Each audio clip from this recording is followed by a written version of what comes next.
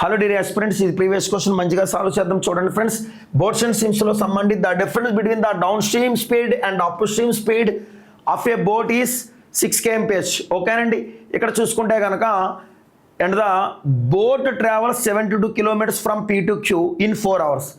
Find the speed of the boat in still water. ఓకేనండి, retake మళ్ళీ చెప్తానండి. The difference between the down stream and up stream of a boat ఈ 6 kmph. So down స్ట్రీమ్కి up స్ట్రీమ్కి గల మధ్య వ్యత్యాసం 6 kmph అంట. And the boat travels 72 kilometers from P to Q down stream only in 4 hours. Right అండి, down stream ఎంత అంటే కనుక 72 kilometers ప్రయాణిస్తుందంట 4 hours. సరే, దాని find the speed of the boat in still water. నిలకడ నీటిలో బోట్ యొక్క వేగం ఎంత అని అడిగాడండి. ఇలా చూడండి ఫ్రెండ్స్, డౌన్ స్ట్రీమ్ అప్ స్ట్రీమ్కి గల మధ్య మైనస్ ఎంత అంటే 6 kmph. అండర్స్టాండ్? సో అదే ఇచ్చాడండి. ఇక్కడ డౌన్ స్ట్రీమ్ ఎంత అంటే కనుక 72 kilometers 4 hours ట్రావెల్ చేస్తుందండి. అవునా?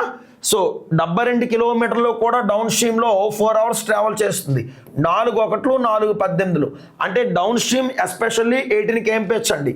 మరి డౌన్ స్ట్రీమ్ అప్ 18 kmph అయితే అప్ స్ట్రీమ్ ఏమవుతుందంటే కనుక ఖచ్చితంగా 6 తక్కువ అంటే 12 kmph అవుతుందండి. అండర్స్టాండ్? అదే కదా.